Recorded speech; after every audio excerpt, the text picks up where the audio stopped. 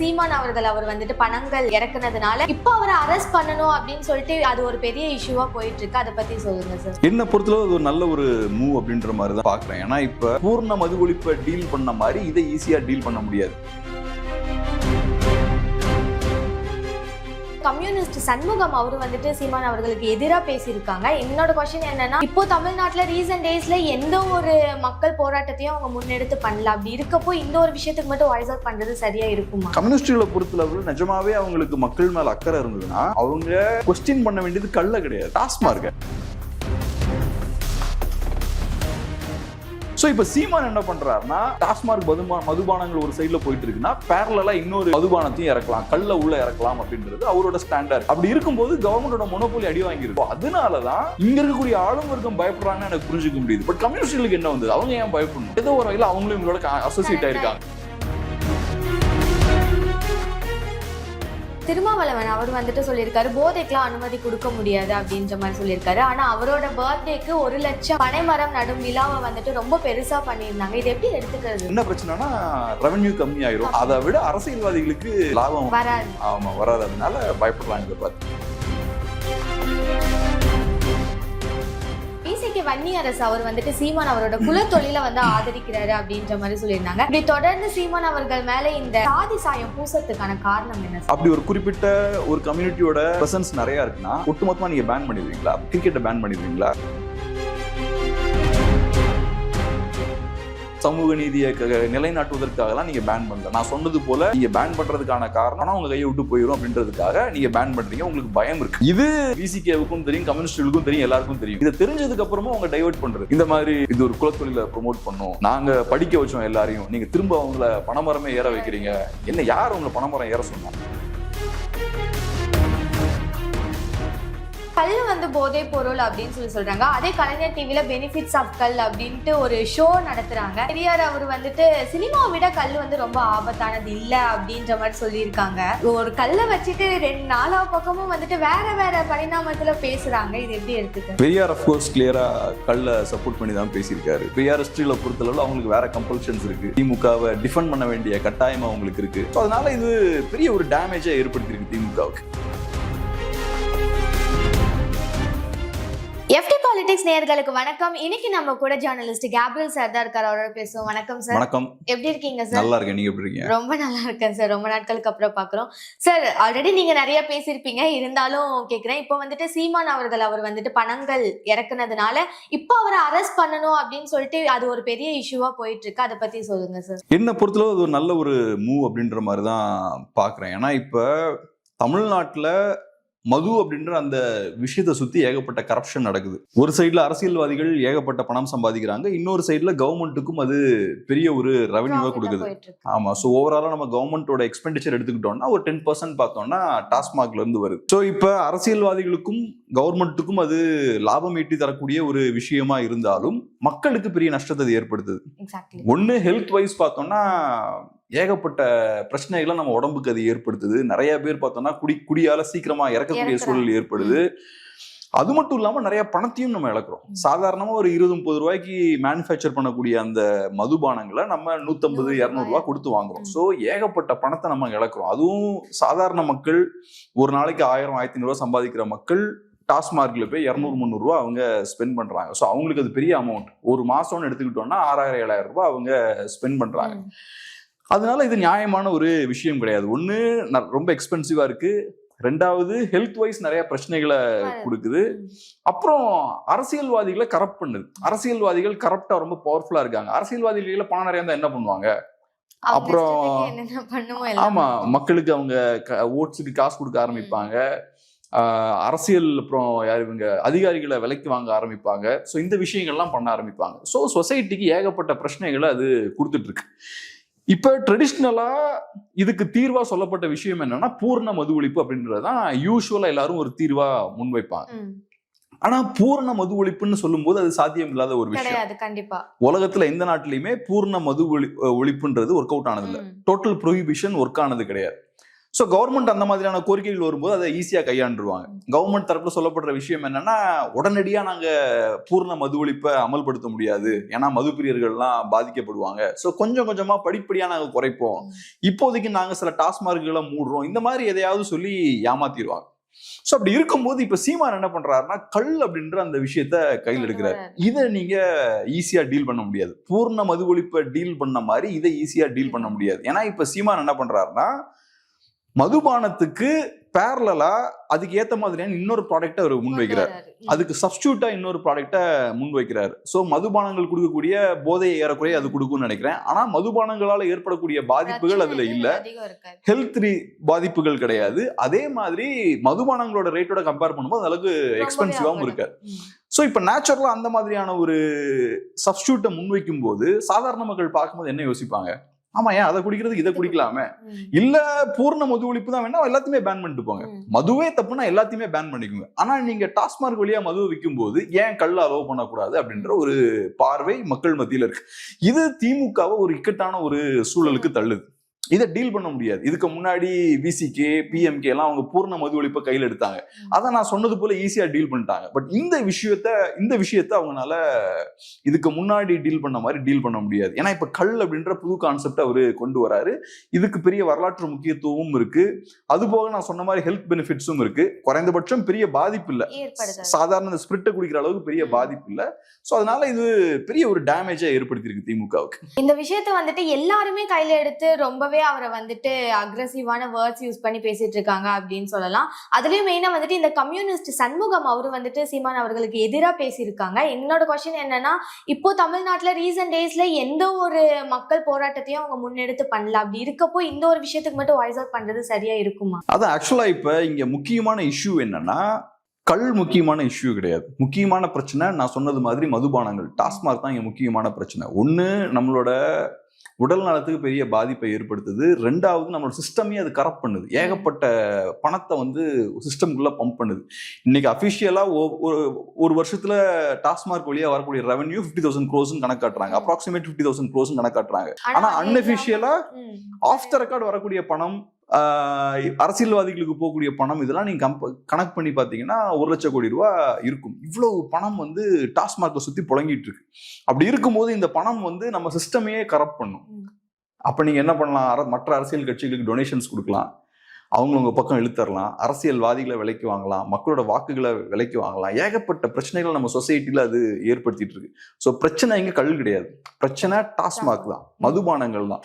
கம்யூனிஸ்டுகளை பொறுத்தளவு நிஜமாவே அவங்களுக்கு மக்கள் மேல அக்கறை இருந்ததுன்னா அவங்க கொஸ்டின் பண்ண வேண்டியது கள்ள கிடையாது, டாஸ்மார்க். நீங்க டாஸ்மார்க் எதிரானாலும் என்ன பண்ணீங்க? தமிழ்நாட்டுல இவ்வளவு நாட்களா இங்க மதுபானங்களை கவர்மெண்டே வித்துட்டு இருக்காங்க, அதுக்கு எதிராக நீங்க என்ன பண்ணிட்டீங்க? ஒன்றும் பண்ணாம இப்ப உட்காந்துட்டு கல்லை கொண்டு வரும்போது உங்களுக்கு கோவம் வருது. இது எப்படி புரிஞ்சுக்கிறது? சரி, கல் குடித்தால் மது வரும், ஓகே தான், போதை வரும், ஓகே தான், அது மதுபானங்களை குடிச்சாலும் வருது இல்ல. சோ கல் தவறுனா அதுவும் தவறு தானே. அப்ப ஏன் அதுக்கு எதிராக நீங்க போராட்டம் பண்ணாம என்னெல்லாம் பண்ணிருக்கீங்க? நீங்க சும்மா நான் அறிக்கை விட்டோம், நாங்க எதிர்க்கிறோம் அப்படின்லாம் சொல்லக்கூடாது. அதுக்கு எதிராக சாலிடா என்ன பண்ணீங்க? ஒரு கவர்மெண்ட் அதை நடத்திட்டு இருக்காங்க, இது கவர்மெண்டோட வேலையா? மதுபானங்களை விற்கிறது தான் கவர்மெண்டோட வேலையா? அதுக்கு தான் கவர்மெண்ட் இருக்கா? ஸோ அப்படி இருக்கும்போது அதுவும் சீப்பான மதுபானங்களை விற்கிறீங்க. நீங்க 150 ரூபா சார்ஜ் பண்றீங்கல்ல, அந்த 150 ரூபாய்க்கு நல்ல குவாலிட்டியான மதுபானங்களை கொடுக்கலாம்ல, குறைந்தபட்சம் குவாலிட்டியான மதுபானங்களை கொடுக்கலாம்.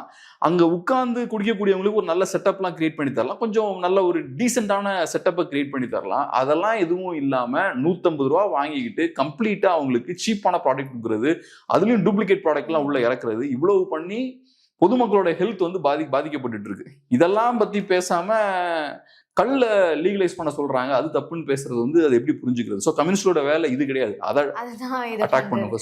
கேரளாலயும் வந்துட்டு கம்யூனிஸ்ட் ஆட்சி தான் இருக்கு. அப்படி இருக்கப்போ கேரளால இப்போ வந்துட்டு கல்லோட ப்ரொடக்ஷனை அதிகப்படுத்தணும் அப்படின்னு சொல்லிட்டு பேசிட்டு இருக்காங்க. எப்படி சார், ஒரே கொள்கை இருக்க கட்சி தான், ஆனா 2 வேறுபட்ட கருத்து வச்சிட்டு இருக்காங்களே, இது காரணம் என்ன சார்? கம்யூனிஸ்டுகளை பொறுத்தளவுல திமுகவுக்கு ஒரு பிரச்சனை வந்ததுன்னா திமுக காரங்களை விட கம்யூனிஸ்டுகள் ரொம்ப அக்ரெசிவா இறங்கி கவர்மெண்ட்டை சப்போர்ட் பண்றது.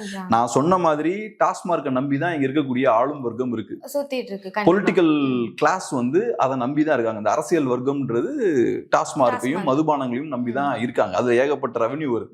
அதனாலதான் அமித்ஷாவும் அதை டார்கெட் பண்றாரு. சோ அவங்களுக்கும் தெரியும் இதை டார்கெட் பண்ணாலே டிஎம்கேவை பலவீனப்படுத்திடலாம் அப்படின்ற விஷயம் அவங்களுக்கும் தெரியும். சோ அப்படி இருக்கும்போது ஒரு கம்யூனிஸ்டுகளோட ரோல் என்ன இங்க? நீங்க வந்து மக்கள் பக்கம் நிப்பீங்களா, இல்லைன்னா அரசு பக்கமும் அதிகார வர்க்கம் பக்கமும் நீங்க நிப்பீங்களா? சோ உங்களோட வேலை மக்கள் பக்கம் நிக்கிறது தான். மக்களுக்கு டாஸ்மார்க்கால நன்மையா தீமையா? சோ அப்ப நீங்க அதை தான் எடுத்து நீங்க பேசணும். இப்ப கேரளால நீங்க பண்றது கரெக்டான விஷயம் தான். சோ இப்ப விருப்பம் இருந்தா நீங்க மதுபானங்களை போய் குடிங்க, இல்லைன்னா நீங்க கல்ல போய் குடிங்க. மக்களுக்கு அந்த ஆப்ஷனை கொடுங்க, மக்கள் அதை சூஸ் பண்ணிக்கிட்டோம். அந்த ஆப்ஷன் நீங்க கேரளாக்காரனுக்கு கொடுக்குறீங்கல்ல, பக்கத்துல இருக்க மற்ற ஸ்டேட்ஸ்ல அந்த ஆப்ஷனை கொடுக்குறீங்கல்ல, தமிழ்நாட்டுக்காரனுக்கு மட்டும் ஏன் அந்த ஆப்ஷனை கொடுக்க மாட்டேங்கிறீங்க? ஏன் கொடுக்க மாட்டேங்கிறாங்கன்னா கவர்மெண்ட்டுக்கு ஒரு மொனோபோலி இருக்கு. இப்ப நான் சொன்ன மாதிரி ஒரு 20 ரூபா பொருளை 150 ரூபாய்க்கு விற்கிறாங்க. எப்படி இந்த மாதிரி விற்க முடியுது? இப்போ ஒரு பிஸ்கெட்டை 10 ரூபா பிஸ்கெட் 50 ரூபா சொன்னா நீங்க போய் வாங்குவீங்களா? ஏன் வாங்க மாட்டீங்க? பிஸ்கெட்டுக்கு எதுக்குடா அவ்வளவு காசு அப்படின்ட்டு போறவங்க தான் அதிகமா இருக்கு. உங்களுக்கு வேற ஆப்ஷன் இருக்கு. இந்த பிஸ்கெட் நான் 50 ரூபான்னு சொன்னா இன்னொரு கடைக்கு போனீங்கன்னா 10 ரூபாய்க்கு இன்னொரு பிஸ்கெட் கிடைக்கும், நீங்க அங்க போயிருவீங்க. சோ இந்த பிஸ்கெட்டை வாங்க மாட்டீங்க. அந்த மாதிரி போட்டி கவர்மெண்ட்டுக்கு இன்னைக்கு இல்ல. மதுபானங்கள் குடிக்கணும்னா கவர்மெண்ட் கிட்ட போய் டாஸ்மார்க் அவுட்லெட்ல போய் தான் வாங்கணும். சோ அப்படி இருக்கும்போது உங்களுக்கு வேற ஆப்ஷன் கிடையாது. 150 ரூபான்னு சொன்னாலும் சரி, 200 ரூபான்னு சொன்னாலும் சரி, 500 ரூபான்னு சொன்னாலும் சரி, நான் அங்கதான் போய் வாங்கணும். சோ அதை அவங்க யூஸ் பண்றாங்க. சோ இப்ப சீமான் என்ன பண்றாருன்னா அந்த மொனோபோலி இருக்குல்ல, அதை சேலஞ்ச் பண்றாரு. அவரு டாஸ்மார்க் மதுபானங்கள் ஒரு சைட்ல போயிட்டு இருக்குன்னா பேரலா இன்னொரு மதுபானத்தையும் இறக்கலாம், கல்ல உள்ள இறக்கலாம் அப்படின்றது அவரோட ஸ்டாண்டா இருக்கு. அப்படி இருக்கும்போது கவர்மெண்டோட மொனோபோலி அடி வாங்கிருது. சோ இப்ப நீங்க 150 ரூபாய்க்கு விற்கிறீங்கன்னா நான் எதுக்கு 150 ரூபாய் கொடுக்கணும், நான் சீப்பா போய் இங்க வாங்கிப்பேன்னு நீங்க யோசிப்பீங்க. உங்க குவாலிட்டி மோசமா இருக்குன்னா ஏன் தரம் குறைஞ்ச டாஸ்மார்க் மதுபானத்தை நான் குடிக்கணும், இங்க போய் நல்லா ஹெல்தியான ஒரு மதுபானத்தை நான் குடிக்கலாமே நீங்க யோசிக்கிறதுக்கான வாய்ப்பு இருக்கு. சோ அதனாலதான் இங்க இருக்கக்கூடிய ஆளும் வர்க்கம் பயப்படுது. இங்க இருக்கக்கூடிய ஆளும் வர்க்கம் பயப்படுறாங்கன்னு எனக்கு புரிஞ்சுக்க முடியுது. பட் கம்யூனிஸ்டுகளுக்கு என்ன வந்தது? அவங்க ஏன் பயப்படணும்?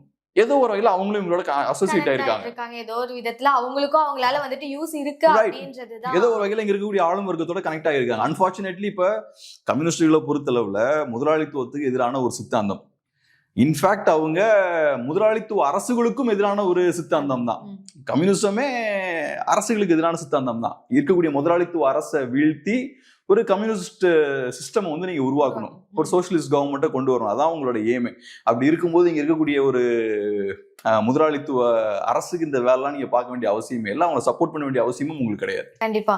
சரி, இன்னொரு பக்கம் வந்துட்டு திருமாவளவன் அவர் வந்துட்டு சொல்லியிருக்காரு போதைக்கெல்லாம் அனுமதி கொடுக்க முடியாது அப்படின்ற மாதிரி சொல்லியிருக்காரு. ஆனா அவரோட பர்த்டேக்கு 1 லட்சம் பனைமரம் நடும் விழாவை வந்துட்டு ரொம்ப பெருசா பண்ணியிருந்தாங்க. இது எப்படி எடுத்துக்கிறது சார்? அது நம்ம கிளியரா புரிஞ்சுக்கணும். 2 விஷயங்கள். இப்ப போதை பொருள் தப்பு அப்படின்ற ஸ்டாண்ட் எடுக்கிறீங்கன்னா அப்ப எல்லா போதை பொருளையுமே ஸ்டாப் பண்ணிருங்க, மதுபானங்களையும் அப்ப ஸ்டாப் பண்ணிருங்க, டாஸ்மார்க்கையும் மூடிருங்க, டோட்டல் ப்ரொஹிபிஷன் கொண்டு வாங்க, பூர்ண மது ஒழிப்பு கொண்டு வாங்க. இப்ப கேள்வி என்னன்னா, நீங்க டாஸ்மார்க்க நடத்துறீங்க, மக்களுக்கு மதுபானங்களை கொடுக்குறீங்க, சீப்பான மதுபானங்களை கொடுக்குறீங்க. அப்படி கொடுக்கும்போது ஏன் இதை கொடுக்கூடாதுன்னு தான் கேட்கறாங்க. அதை கொடுக்கலாம்னா இதையும் கொடுக்கலாம் இல்லையா? அதுக்கு பெட்டரான சப்ஸ்டியூட் தானே. ஸோ இப்ப அரசோட வேலை என்ன? மக்களுக்கு ஆமா, மக்களுக்கு நல்லது பண்ணும். இப்ப பிரைவேட்டா ஒரு கம்பெனிக்காரன் ஒரு விஷயத்த பண்றான்னா அவன் அப்படி யோசிக்க மாட்டான். அவன் வந்து ப்ராஃபிட் மோட்டிவ்ல இருப்பான். இப்ப எஜுகேஷன்லாம் ஏன் கவர்மெண்ட் கையில இருக்குன்னு நம்ம நினைக்கிறோம்? ஏன்னா கவர்மெண்ட்னா ஸ்டூடெண்ட்ஸ் நல்லா படிக்கணும், சீப்பா எஜுகேஷன் ஸ்டூடெண்ட்ஸ்க்கு போய் சேரணும், குவாலிட்டி எஜுகேஷன் கொடுக்கணும்னு கவர்மெண்ட் யோசிப்பாங்க. பிரைவேட் இன்ஸ்டிடியூஷன் அவன் என்ன யோசிப்பான்? அவங்களோட ப்ராஃபிட், எனக்கு ப்ராஃபிட் வேணும்னு தான் யோசிப்பான். அப்படி இருக்கும்போது இங்கேயும் அப்படிதானே யோசிக்கணும். இங்க ஏன் அந்த மாதிரி யோசிக்க மாட்டேங்கிறாங்க? இங்கேயும் அதே மாதிரிதான் யோசிக்கணும். ரைட், இந்த சீப்பான ஸ்பிரிட்டை குடிச்சா மக்களுக்கு ஏகப்பட்ட பாதிப்புகள் ஏற்படுது. அப்ப இது பெட்டரான ஒரு ஆல்டர்னேட்டிவா இருக்கு. அதை அப்போ ப்ரொமோட் பண்ணலாமே, என்கரேஜ் பண்ணலாமே. பட் என்ன பிரச்சனைனா ரெவென்யூ கம்மியாயிரும். அதை விட அரசியல்வாதிகளுக்கு லாபம் வராது. ஆமா, வராது. அதனால பயப்படுறாங்க இதை பார்த்து. சார், ஆக்சுவலா விசிகே வன்னியரசு அவர் வந்துட்டு சீமான் அவரோட குலத்தொழில வந்து ஆதரிக்கிறாரு அப்படின்ற மாதிரி சொல்லியிருந்தாங்க. இப்படி தொடர்ந்து சீமான் அவர்கள் மேல இந்த சாதி சாயம் பூசத்துக்கான காரணம் என்ன சார்? இப்ப வந்து ஒண்ணு சொல்லுவாங்களே, என்னென்ன பேசுறாங்க பாருங்கன்னா தான். இப்போ ஒன்னும் இல்ல, ஒரு கள்ள லீகலைஸ் பண்ணலாம்னு சொன்னா என்னென்னமோ கொண்டு வராங்க. சாதியை கொண்டு வராங்க, நீங்க சொன்ன மாதிரி. அப்புறம் கம்யூனிஸ்டுகள் ஒரு ஆங்கிள் பேசுறாங்க, ஏகப்பட்ட வகையில அதை அட்டாக் பண்றாங்க. இப்ப சாதி எல்லா இடத்துலயுமே இருக்கு நம்ம சொசைட்டில. ஏன்னா சாதி அடிப்படையில உருவாக்கப்பட்டது தான் நம்ம சொசைட்டி. அன்பார்ச்சுனேட்லி இன்னைக்கு நம்ம அப்படிதான் இருக்கும். இந்தியா முழுக்க சாதி வந்து ஸ்ப்ரெட் ஆயிருச்சு. நிறைய தொழில்கள்ல சாதி இருக்கு. கிரிக்கெட் எடுத்துக்கிட்டீங்கன்னா அதுல கேஸ்ட் டாமினன்ஸ் இருக்கு இல்லையா, கிரிக்கெட்ல இருக்கு. அதே மாதிரி ஒவ்வொரு தொழிலும் நீ எடுக்கலாம். இப்ப துப்புரவு தொழிலாளர்கள் எடுத்துக்கிட்டோம்னா, தூய்மை பணியாளர்கள் எடுத்துக்கிட்டோம்னா, அங்க குறிப்பிட்ட சில கேஸ்டோட டாமினன்ஸ் சொல்ல முடியாதாங்க, அதிகப்படியா அவங்க இருக்காங்க. சோ இப்ப ஜல்லிக்கட்டு எடுத்துக்கிட்டீங்கன்னா, ஜல்லிக்கட்டு வந்து ஒரு குறிப்பிட்ட கேஸ்டோட கண்ட்ரோல்ல இருக்குன்னுலாம் பிரச்சனையாச்சு. இப்ப கேள்வி என்னன்னா, அப்படி ஒரு குறிப்பிட்ட ஒரு கம்யூனிட்டியோட பிரசன்ஸ் நிறைய இருக்குன்னா ஒட்டுமொத்தமா நீங்க பேன் பண்ணிடுவீங்களா? அப்ப கிரிக்கெட்டை பேன் பண்ணிடுவீங்களா? கிரிக்கெட்டை பேன் பண்ணிடுவீங்க, டாய்லெட்ஸை பேன் பண்ணிடுவீங்க, எல்லாத்தையுமே பேன் பண்ணிடுவீங்களா நீங்க? அப்படி பண்ண முடியாது. ஈவன் இப்ப ஐடி இண்டஸ்ட்ரியில கூட பார்த்தோம்னா டாப் லெவல்ல சில குறிப்பிட்ட கம்யூனிட்டிஸ் வந்து டாமினேட் பண்றாங்க. அப்ப நீங்க அதை ஃபுல்லா பேன் பண்ணிடுவீங்களா? அது கவர்மெண்டோட வேலை கிடையாது. உங்க வேலை என்னன்னா, அப்படி ஒரு பர்டிகுலர் கம்யூனிட்டிக்கு வந்து ஒரு டாமினேஷன் இருக்குன்னா, ஒரு தொழில ஒரு கம்யூனிட்டி டாமினேஷன் இருக்குன்னா அதை உடைக்கிறதுக்கான வேலையை நீங்க பண்ணணும். இப்ப கோயிலுக்குள்ள ஒரு பர்டிகுலர் கம்யூனிட்டி போகக்கூடாதுன்னு சொல்றாங்க வச்சுப்போம், நீங்க என்ன பண்ணுவீங்க? இப்ப கோயில இழுத்து மூட்டு போயிருக்கீங்களா? கோயில் நுழைவு தானே பண்றீங்க, கோயில் நுழைவு போராட்டம் நடத்துறீங்க. அதே தான் இப்போ ஒரு தொழிலுக்குள்ள மற்ற கம்யூனிட்டி மக்களால அந்த தொழிலுக்குள்ள என்டர் ஆக முடியலன்னா அதை தான் நீங்க பண்ணணும். அப்ப அந்த மற்ற கம்யூனிட்டி பீப்புளை உள்ள கொண்டு போறதுக்கான வேலைகளை நீங்க கையில் எடுக்கணும். அதை விட்டு அதை பேன் பண்ணக்கூடாது. இப்ப நீங்க பேன் பண்றதுக்கான காரணம் இதெல்லாம் கிடையாது. சமூக நீதியை நிலைநாட்டுவதற்காகலாம் நீங்க பேன் பண்ணல. நான் சொன்னது போல நீங்க பேன் பண்றதுக்கான காரணம் பணம் உங்க கையை விட்டு போயிடும் அப்படின்றதுக்காக நீங்க பேன் பண்றீங்க. உங்களுக்கு பயம் இருக்கு. இது விசிகேவுக்கும் தெரியும், கம்யூனிஸ்டுகளுக்கும் தெரியும், எல்லாருக்கும் தெரியும். இதை தெரிஞ்சதுக்கு அப்புறமா அவங்க டைவர்ட் பண்றது, இந்த மாதிரி இது ஒரு குலத்தொழில ப்ரொமோட் பண்ணும், நாங்க படிக்க வச்சோம் எல்லாரையும், நீங்க திரும்ப அவங்கள பனைமரமே ஏற வைக்கிறீங்க. என்ன, யார் உங்களை பனைமரம் ஏற சொன்னா? அதை நீங்க லீகலைஸ் பண்ணுங்க, பேனை நீக்குங்க. விருப்பப்பட்டவன் போய் பண்ண போறான், உனக்கு பிடிக்கலன்னா பண்ணாது, அவ்வளவுதான். போய் இஷ்டம் வந்து ஐடி கம்பெனில ஒர்க் பண்ணுங்க, இல்லைன்னா இங்க போய் நீங்க இந்த தொழில ஈடுபடுங்க. சிம்பிளுங்க. இப்ப நான் ஏற்கனவே சொன்னது மாதிரி ஏறக்குறைய 1 லட்சம் கோடி ரூபாய் ஜென்ரேட் பண்ணக்கூடிய ஒரு இண்டஸ்ட்ரி இது ஒரு வருஷத்துக்கு. எவ்வளவு பணம் அதுல இருக்கப்ப அந்த பணம் எதுக்கு அரசியல்வாதி கைக்கும் அரசு கைக்கும் போகணும்? அதை நீங்க அந்த பணம் வந்து மக்கள் கைக்கு போலாம்ல. சோ நீங்க லீகலைஸ் பண்ணீங்கன்னா மக்களுக்கு எவ்வளவு வளத்தை அது கொடுக்கும், எவ்வளவு பேருக்கு ஒரு வாழ்வாதாரம் ஏற்படுத்தி கொடுக்கும். சோ அதை விட்டுக்கிட்டு தேவையில்லாத இந்த விஷயங்கள்லாம் பேசிட்டு இருக்கீங்க. சோ அரசியல்வாதி பயப்படான்னு எனக்கு புரிஞ்சுக்க முடியுது, இயக்கங்கள் பயப்பட வேண்டிய அவசியமே இல்லை. கண்டிப்பா சார், நீங்க சொன்னது சரிதான். ஆக்சுவலா வந்துட்டு கல் வந்து போதை பொருள் அப்படின்னு சொல்றாங்க. அதே கலைஞர் டிவில பெனிஃபிட்ஸ் ஆஃப் கல் அப்படின்ட்டு ஒரு ஷோ நடத்துறாங்க. இன்னொரு பக்கம் பெரியார் அவர் வந்துட்டு சினிமாவை விட கல் வந்து ரொம்ப ஆபத்தானது இல்ல அப்படின்ற மாதிரி சொல்லியிருக்காங்க. சோ இது எப்படி எடுத்துக்க சார்? ஒரு கல்லை வச்சுட்டு 4 பக்கமும் வந்துட்டு வேற வேற பரிணாமத்துல பேசுறாங்க, இது எப்படி எடுத்துக்க? பெரியார் அஃப்கோர்ஸ் கிளியரா கல்லை சப்போர்ட் பண்ணி தான் பேசியிருக்காரு. பெரியாரிஸ்டுகள் தான் இன்னைக்கு கல்லை சப்போர்ட் பண்ண மாட்டேங்கிறாங்க, கல்லை அப்போஸ் பண்ணி பேசுறாங்க. பெரியாரிஸ்டுகளை பொறுத்தளவில் அவங்களுக்கு வேற கம்பல்ஷன்ஸ் இருக்கு.